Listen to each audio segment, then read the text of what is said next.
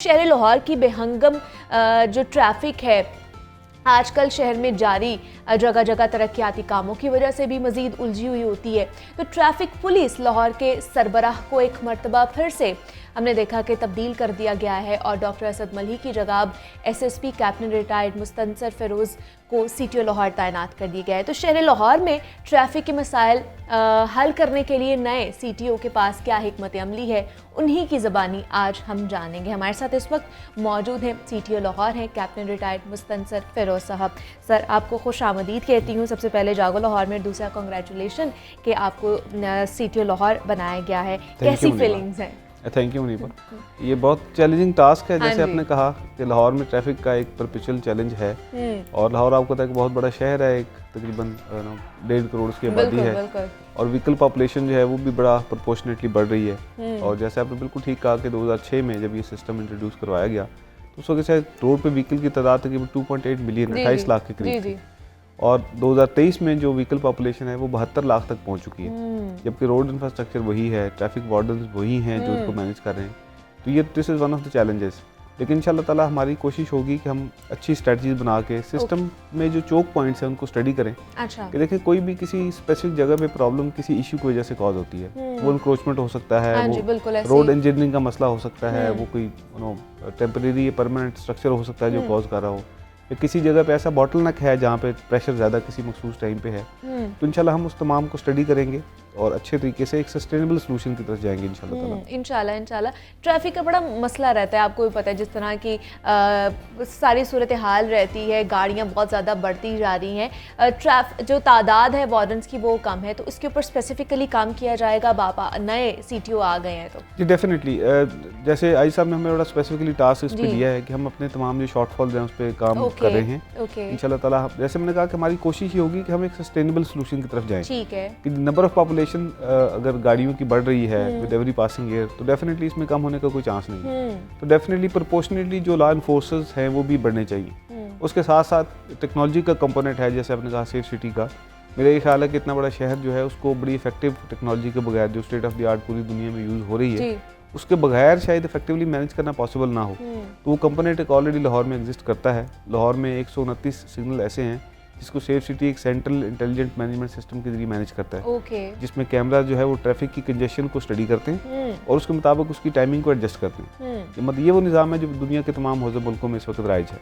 तो अगर हम तमाम शहर तक इसका दायरा कार फैलाते हैं तो फिर ट्रैफिक पुलिस जो है वो सिर्फ वायलेटर्स को या ऐसी जगह जहाँ ये सिग्नल्स नहीं उनको मॉनिटर करने में मसरूफ़ होगी, जबकि करंटली हम जो है ये सिग्नल भी खुद मैनेज कर रहे हैं, क्योंकि जैसे कुछ हुआवे के साथ इश्यूज आए तो उसकी वजह से वो सिग्नल अभी फंक्शनल नहीं है, टेक्नोलॉजी का कंपोनेंट इस वक्त काम नहीं कर रहा है। तो इंशाल्लाह ताला जब वो भी ऑन बोर्ड हो जाता है और फिर हम अपनी स्ट्रेटजी भी इम्प्लीमेंट करना शुरू करेंगे तो लोगों को आसानी होगी। एक और गूंज बड़ी सुनाई दे रही है कि फिर से हेलमेट मुहिम शुरू की जा रही है। हेलमेट के हवाले से हमने देखा है कि इससे पहले भी मुहिमात का आगाज़ किया जाता था और स्ट्रिक्टली इसके ऊपर इंस्ट्रक्शन होती थी कि जिसने हेलमेट नहीं पहना है उसका चालान ही होगा। देखिए उसमें ये समझने की बात है और बड़ा इंपॉर्टेंट पॉइंट है। हाँ। पिछले साल 2022 में 459 लोग 459 लोग जो है वो ट्रैफिक हादसात में लाहौर में अपनी जान से गए। 22 के करीब लोग जनवरी के महीने में अपनी जान से गए और इसमें अराउंड 90% लोग वो हैं जो मोटरसाइकिल राइडर्स हैं। और इसमें मोर देन 70% ऑफ केसेस में जो रीज़न फॉर डेथ है वो हेड इंजरी है। अब लोगों को ये समझने की जरूरत है कि मोटरसाइकिल राइडर्स को अगर हम हेलमेट पहनाना चाह रहे हैं तो इसमें कोई हमारी ईगो का इशू नहीं है कि हम अपनी ईगो को सेटिस्फाई कर रहे हैं। It is basically for their benefit. हम ये चाह रहे हैं कि उनकी जान बचे। और दूसरा भी देखते हैं कि मोटरसाइकिल की मशरूम ग्रोथ हुई है, billions of motorcycle on road, उसमें छोटे बच्चे भी चला रहे होते हैं, बड़े भी चला रहे होते हैं। और हमारा कल्चर ऐसा है कि शायद लोग मोटरसाइकिल पर हेलमेट पहनना अपनी तौहीन समझते हैं, या वो समझते हैं कि उससे उनकी कोई जो है वो हद की इज्जत हो रही है, जबकि उनकी एक लाइफ उन्होंने तो मोटरसाइकिल को पहनाया होता है, अपने बाजुओं को हेलमेट पहनाया होता है, या पीछे जो बैठे होते हैं उनको पहनाया होता है, आगे वाले ने पहना ही नहीं होता। अब ये जो कल्चर है उसमें हम लोगों को ये एजुकेट करने की कोशिश करें और उसमें हमने एनफोर्समेंट नहीं की, पहले हमने एजुकेशन की है। सही। कि हम लोगों को एजुकेट करेंगे कि हेलमेट पहनना आपके फायदे में है, आपकी जान इससे बच सकती है। और हमारे पास स्टैटिस्टिक्स मौजूद हैं कि जिसमें हमें पता है कि मेजॉरिटी ऑफ द केसेस में डेथ जो है वो उन लोगों की होती है हेड इंजरी की वजह से होती है। तो अगर एक हेलमेट से आपकी हेड इंजरी प्रोटेक्ट हो सकती है और हम सब मिलके किसी एक भी जान को बचा सकते हैं तो ये बहुत बड़ा नेकी का काम है। बिल्कुल। और हम डेफिनेटली देखें कोई भी बंदा रोक टोक पसंद नहीं करता। अगर हम किसी मोटरसाइकिल राइडर को रोक के कहते हैं कि हेलमेट पहन लो तो शायद उसको भी बुरा महसूस होता है, नॉट रियलाइजिंग कि हम उसके फायदे की बात कर रहे हैं। तो will not take it as a campaign, will take it as a social service.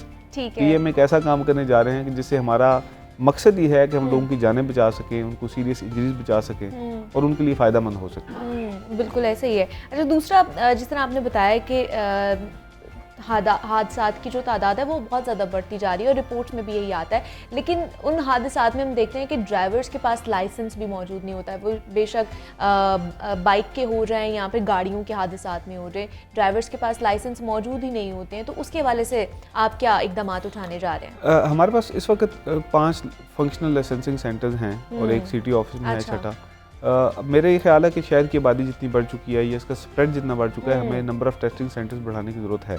हम इसको बढ़ाएंगे। अच्छा। पिछले साल अगर हम बात करें 3,28,000 लोग ऐसे थे जिन्होंने लर्नर लाइसेंस अप्लाई किया ट्रैफिक पुलिस से, लेकिन हम तकरीबन 70,000 के करीब टेस्ट कंडक्ट कर पाए।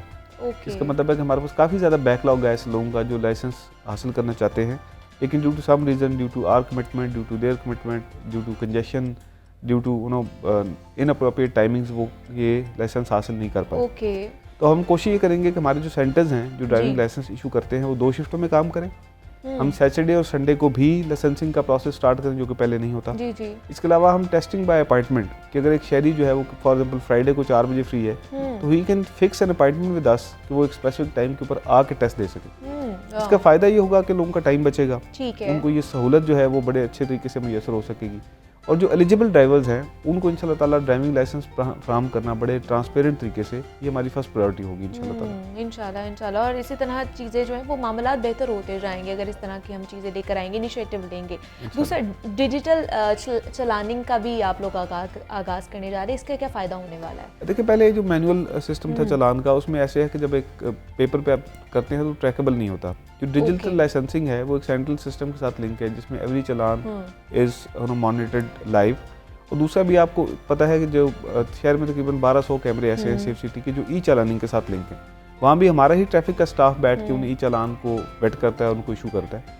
और हमारी कोशिश होगी कि हम सेफ सिटी के साथ कोलैबोरेट करके वो ई चालानिंग के जो कैमराज उनकी तादाद भी बढ़ाएं। अच्छा। Because that is the surest way, क्योंकि कैमरा जो है वो कैप्चर करता है मूव को, लाइव उसको डिटेक्ट करता है और साथ उसको विद एविडेंस चालान भेजता है। और उससे आपके इल्म में होगा कि जो शहर का जो ओवरऑल ट्रैफिक कल्चर था, स्पेसिफिकली उन इशारों पे जहाँ पे ये सिस्टम लगा हुआ था, बहुत इंप्रूवमेंट आई थी। लाइन वायलेशन में, लेन वायलेशन में, ट्रैफिक सिग्नल वायलेशन में बहुत ज़्यादा कमी आई थी। तो हम इंशाल्लाह ताला सेफ सिटी से कोलैबोरेट कर रहे हैं और उसके साथ साथ खुद अपना जो स्टाफ है उनको भी एजुकेट कर रहे हैं कि इस सिस्टम के साथ लिंक करके हम तमाम सिस्टम को ट्रांसपेरेंसी की तरफ लेके जाएँ और चालान को as a matter of campaign या as a matter of performance मैयर ना इस्तेमाल करें। बड़ा एक्सट्रीम मैयर होकर कोई वायलेशन करता है तो करे, वरना हमारा मेन जो स्टे है या मेन पर्पज़ है वो फ्लो ऑफ ट्रैफिक को मेंटेन रखना है इंशाल्लाह ताला। सही। अच्छा, दूसरा लाइसेंसिंग के हवाले से एक और सवाल आपसे पूछना चाहूँगी कि जो दूसरे सूबे से अगर यहाँ पर लोग आ रहे हैं या यहाँ पर रहते हैं, मुकीम है,